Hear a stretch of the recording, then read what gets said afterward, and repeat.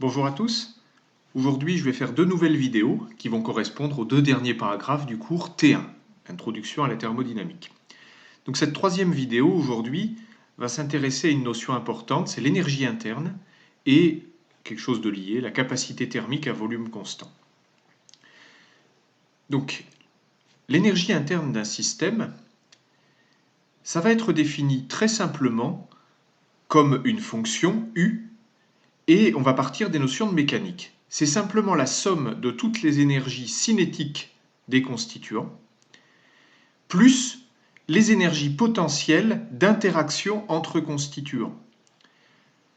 Alors, je vais le dire après, mais c'est important de remarquer que c'est une énergie qui finalement fait intervenir des grandeurs uniquement microscopiques, puisqu'elle prend en compte uniquement l'énergie cinétique microscopique des constituants et l'énergie potentielle d'interaction entre constituants. D'accord ? Donc c'est vraiment ce qu'on appelle l'énergie interne. On va s'en servir souvent dans la suite. La première remarque, c'est qu'il faut oublier tout de suite toute tentative de calculer explicitement cette énergie à partir des grandeurs moléculaires ou microscopiques. En effet, il y a dans un système à peu près le nombre d'Avogadro en molécules, c'est l'ordre de grandeur pour un système macroscopique. Et si on veut calculer explicitement cette grandeur en sommant tout ce qui concerne toutes les molécules, eh bien on n'y arrivera pas parce que tout simplement il y en a trop. Aucun ordinateur est capable de calculer 10 puissance 23 termes en un temps raisonnable. Donc cette grandeur va être définie de manière statistique à partir des constituants et non pas à partir vraiment d'un calcul explicite. Alors si le système n'est pas au repos dans le référentiel d'étude, on peut quand même montrer que cette énergie cinétique va s'écrire comme l'énergie cinétique globale du système plus l'énergie cinétique microscopique des constituants.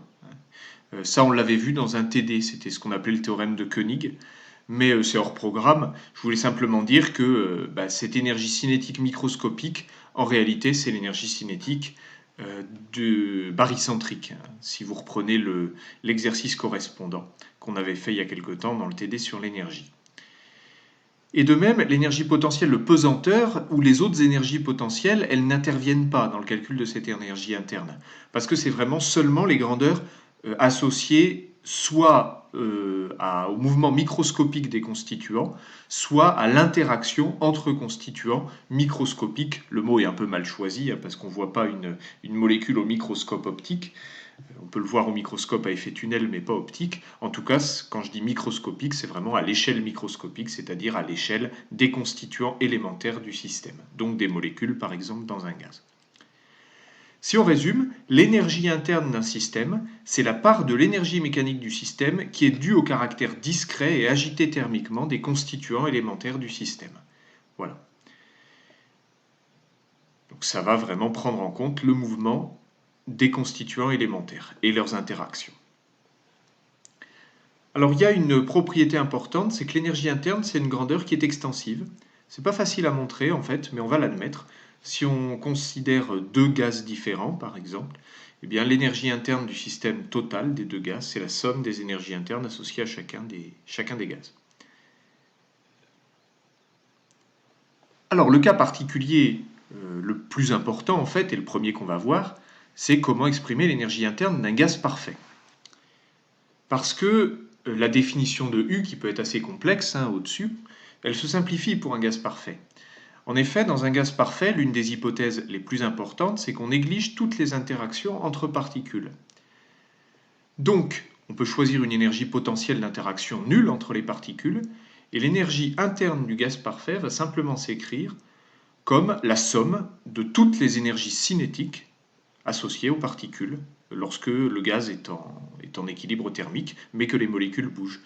Voilà, donc l'énergie interne d'un gaz parfait, c'est uniquement la somme des énergies cinétiques de tous les constituants du système. On va admettre que quel que soit le gaz parfait considéré, l'énergie interne du gaz ne dépend que d'une seule variable d'état, qui est la température du gaz, et pas du volume. Alors pourquoi c'est important ? Parce que dans le cas général, l'énergie interne va aussi dépendre du volume, notamment s'il y a des interactions. Ça se conçoit assez bien parce que si vous considérez un gaz avec interaction entre particules, si vous le comprimez, c'est-à-dire que vous réduisez son volume, tout le monde, j'espère, voit que la distance moyenne entre les particules va diminuer. Et donc que l'énergie potentielle va varier, l'énergie potentielle entre particules. Et donc l'énergie interne va varier. Mais pour un gaz parfait, comme il n'y a pas d'interaction, quel que soit le volume du gaz, eh bien l'énergie interne restera identique. Par contre, ça va dépendre vraiment de la température du gaz, comme on l'a vu au-dessus, dans le, enfin comme on l'a vu pour la définition de la température cinétique. Alors on va revenir justement à cette définition de température cinétique parce que c'est ça qui va nous permettre de calculer l'énergie interne d'un gaz parfait. On va considérer les deux cas les plus fréquents. Le gaz parfait monoatomique, dans lequel l'énergie cinétique microscopique est due seulement à la translation des atomes dans le référentiel d'étude. Les atomes peuvent seulement se déplacer dans le référentiel. Ils ne peuvent pas faire autre chose. On va admettre qu'il n'y a que ce mouvement-là. Et on avait vu que l'énergie cinétique de translation moyenne d'une particule dans un gaz parfait monoatomique s'écrivait 3,5 de kBt. Alors comme il n'y a que ce mouvement-là, il suffit de multiplier cette valeur moyenne par le nombre de particules du gaz, puis on obtient l'énergie interne. Puisque ça c'est pour une particule, on multiplie par n, et on obtient l'énergie interne du gaz parfait monoatomique en fonction de la température. Alors ça c'est une première expression, mais on va l'écrire autrement, puisqu'on voit apparaître le produit n fois Kb. Alors n fois Kb, on va plutôt se ramener à l'échelle macroscopique en définissant le nombre de moles. Vu que le nombre de moles, il est relié au nombre total de molécules par le nombre de moles fois le nombre d'Avogadro, c'est le nombre de molécules, on remplace le nombre de molécules par le nombre de moles fois le nombre d'Avogadro et on obtient l'expression suivante. Et là on voit apparaître pour la première fois explicitement le nombre d'Avogadro fois la constante de Boltzmann. Alors si vous vous amusez à calculer cette valeur-là, vous allez voir que vous trouvez exactement la valeur de la constante des gaz parfaits. Ce n'est pas du tout un hasard, c'est parce que c'est la définition de la constante des gaz parfaits en fait. Pour le moment, on avait juste admis qu'elle s'appelait R, mais en réalité, elle s'exprime à partir de ces deux constantes. Et la constante des gaz parfaits, c'est en fait Na fois Kb. Vous pouvez d'une part faire l'application numérique pour vérifier que c'est bien cohérent, et puis vérifier que c'est bien la bonne dimension pour la constante des gaz parfaits, qui va s'exprimer en joules par Kelvin et par mol. Donc si on exprime l'énergie interne du gaz parfait, on obtient 3,5 de N RT, où N est le nombre de moles de gaz, et R la constante des gaz parfaits. T la température, attention, la température s'exprimera toujours en Kelvin en thermodynamique. Sauf cas très particulier, mais ici c'est bien en Kelvin. Donc voilà, expression à retenir, puisqu'on va s'en servir pour un gaz parfait monoatomique. Qu'est-ce qui change pour un gaz parfait diatomique? Alors ce qui change, c'est que pour un gaz parfait diatomique, bien l'énergie cinétique elle a plus de formes possibles que pour un gaz parfait monoatomique. On va admettre qu'aux températures usuelles, eh bien, les molécules de gaz parfait diatomique peuvent aussi stocker de l'énergie par rotation, puisque les molécules peuvent en fait tourner sur elles-mêmes. Voilà. Et on admet que l'énergie interne va être en fait plus importante que pour un gaz parfait monoatomique à cause de, ces 2 degrés de liberté en plus, parce que les rotations en fait elles peuvent avoir lieu suivant 2 angles indépendants. Et en fait, pour un gaz parfait diatomique, ça va s'écrire 5,5 de N fois kBt, et avec les mêmes calculs, en utilisant le nombre de moles, on a 5,5 de petit n, où N est le nombre de moles, fois RT. Donc ça, c'est pour un gaz parfait diatomique. Alors voilà, très important, le gaz parfait monoatomique, c'est 3,5 de nRT, et le gaz parfait diatomique, 5,5 de nRT pour l'énergie interne du gaz. Le gaz parfait diatomique, pour une température donnée, va en fait va avoir une énergie interne plus grande. Alors, j'ai mis un petit paragraphe un peu hors programme, mais ça me paraît intéressant quand même de vous en parler. C'est le théorème d'équipartition, parce que ces résultats-là ne sont pas le fruit du hasard. Elles sont liées à un théorème plus général de physique statistique qui en fait dit que pour un système à l'équilibre thermodynamique quadratique, alors ça c'est un mot un peu gros, mais ça veut dire que toutes les énergies intervenant, les énergies cinétiques et les énergies potentielles, peuvent se mettre sous la forme 1/2 de une constante fois un terme cinétique au carré, hein, notamment pour la vitesse. 1/2 de mv carré, bon ça c'est l'énergie cinétique, et pour l'énergie de rotation ça se mettra aussi sous cette forme là. Eh bien, chacun des constituants élémentaires du système va stocker une énergie moyenne de 1,5 de kBT par degré de liberté accessible. Alors ça permet de comprendre pourquoi c'était 3,5 et 5,5 avant. Ben, pour le gaz parfait monoatomique, il n'y a que 3,5 de liberté, 3 degrés de liberté accessibles par particule. En effet, une particule, elle peut aller sur un axe orthogonal et sur l'axe qui est orthogonal au plan constitué par les deux premiers axes, puisqu'on a 3 directions possibles dans l'espace. Et ça, c'est les 3 seuls degrés de liberté en translation possibles pour une particule d'un gaz parfait monoatomique. Donc ça explique que par particule, on va avoir 3,5 de kBT comme énergie moyenne par particule.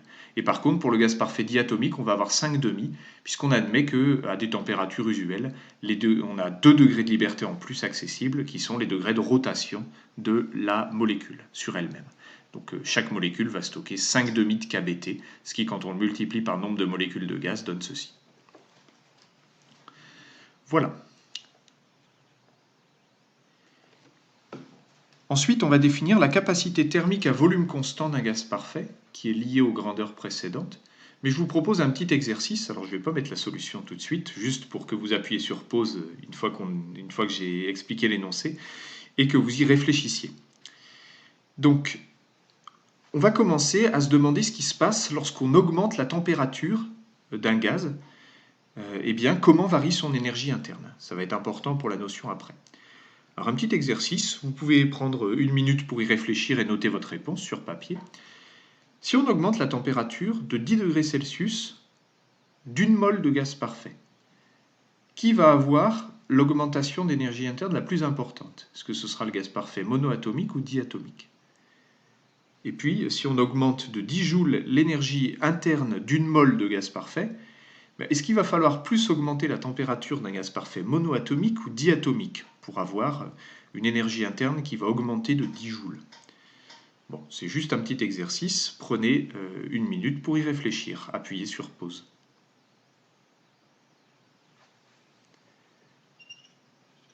Donc la solution est relativement simple. Vous l'avez ici. D'après les expressions précédentes, c'est le gaz parfait diatomique qui va avoir la plus grande augmentation d'énergie interne pour delta T donné, parce que U c'est 5,5 de nRT. Donc si vous faites varier un T d'une certaine valeur, delta T, le delta U ce sera 5,5 de nR delta T.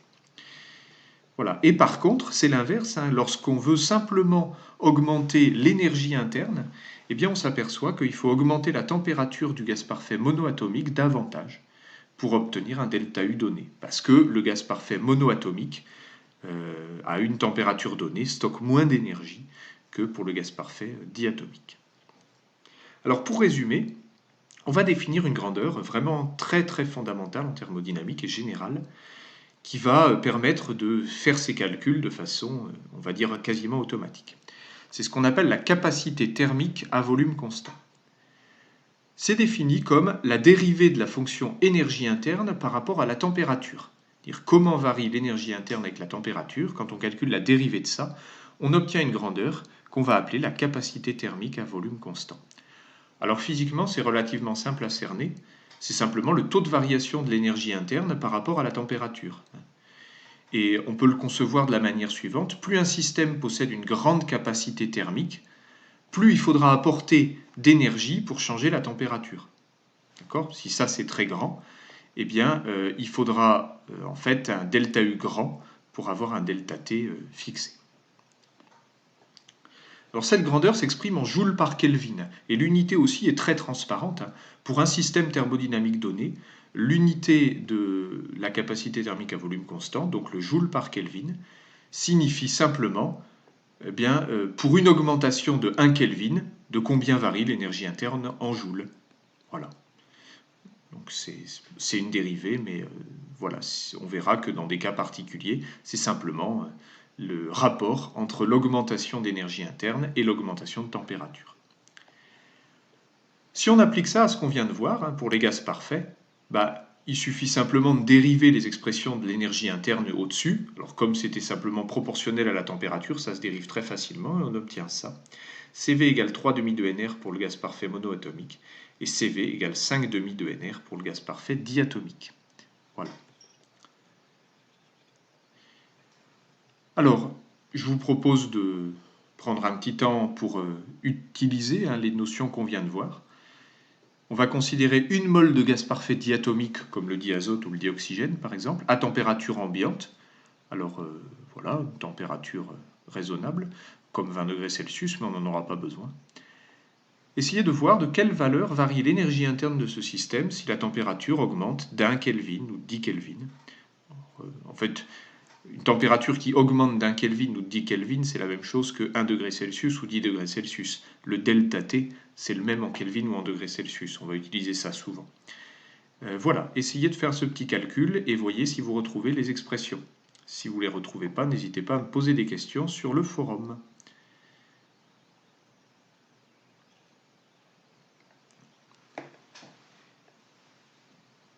Enfin, pour le gaz parfait, on a besoin de deux autres définitions qui vont servir souvent.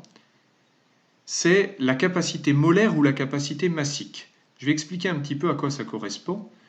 En effet, la capacité d'un système, ça dépend de la taille du système. Si vous prenez 10 litres de gaz, vous allez voir, c'est 10 fois plus grand que pour 1 litre de gaz. Et donc, assez souvent, on aura besoin d'une grandeur qui va seulement caractériser le gaz et pas la quantité de matière. Donc ça, on va utiliser les capacités molaires ou les capacités massiques. Il suffit simplement de prendre la capacité thermique à volume constant d'un système et de diviser par le nombre de moles. Donc ça va s'exprimer en joules par Kelvin et par mol. Voilà. Et puis la capacité massique à volume constant qui va se noter CVM et qui s'exprime comme la capacité à volume constant divisée par la masse du système qui s'exprime en joules par Kelvin par kilogramme. Alors, je pense que vous avez déjà compris, mais je vous incite vraiment à l'écrire, ça c'est important. Parmi ces trois grandeurs, que je redis en français, la capacité thermique à volume constant, la capacité thermique molaire à volume constant et la capacité thermique massique à volume constant, quelles sont celles qui sont intensives ou extensives, et vous pouvez justifier. Je vous laisse chercher ceci.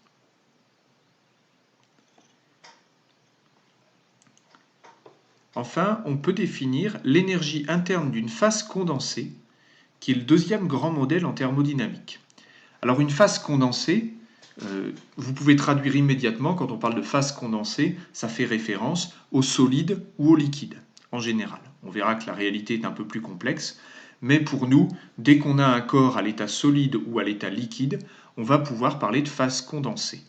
Et dans certains cas, on pourra le modéliser comme une phase condensée incompressible et indilatable. Alors c'est un modèle, c'est ce que j'appelle le modèle de la phase condensée, et assez souvent, vous avez du mal à représenter exactement ce que veulent dire ces mots-là. Ils ont pourtant des définitions précises qu'il faut absolument connaître pour ne pas faire de contresens après.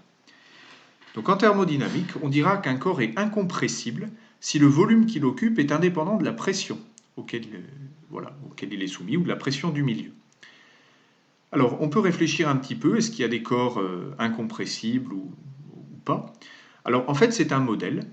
Tout solide ou tout liquide pur vérifie bien ces hypothèses si la pression reste suffisamment faible, pas du tout un gaz en revanche, un gaz n'est pas incompressible.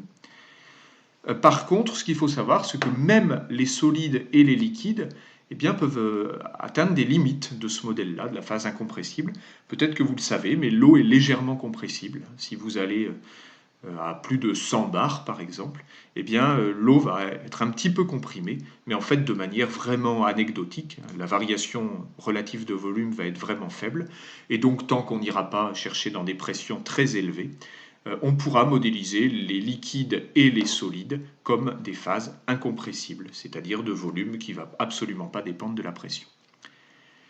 Et la notion d'indilatable, c'est différent, c'est si le volume qu'il occupe est indépendant de la température. Le caractère indilatable, ça fait penser au mot dilatation, donc dilatation thermique en particulier. Et là encore, c'est un modèle, puisque je pense que vous le savez, mais pour des températures élevées, les métaux peuvent vraiment changer de volume en particulier, mais les liquides aussi en fait. Voilà. Par contre, si on reste dans des domaines de température restreints, eh bien, on pourra considérer les phases condensées comme indilatables. Alors dans le domaine de la construction, la dilatation thermique, c'est vraiment toujours à prendre en compte parce que c'est un phénomène très très important dans la stabilité des structures. Notamment, vous imaginez un pont qui est chauffé par le soleil. Eh bien, le moindre changement dans le volume des matériaux peut vraiment changer la stabilité de la structure. Donc il faut le prendre en compte, utiliser ce qu'on appelle des joints de dilatation.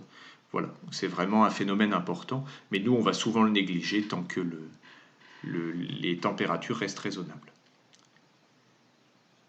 Et enfin, pour terminer ce paragraphe, on va admettre un résultat important sur l'énergie interne d'une phase condensée. On va admettre que en fait, l'énergie interne molaire ou massique d'une phase condensée, d'un corps donné, ne dépend que de la température du système, et là encore, pas du volume, et ça se conçoit assez bien, parce que comme le volume, finalement, on aura énormément de mal à le faire changer dès qu'on considère la phase comme incompressible et indilatable, et en fait, voilà, ça va rester de volume constant. On va admettre que le volume n'est plus un paramètre pertinent pour décrire l'énergie interne de ce système-là.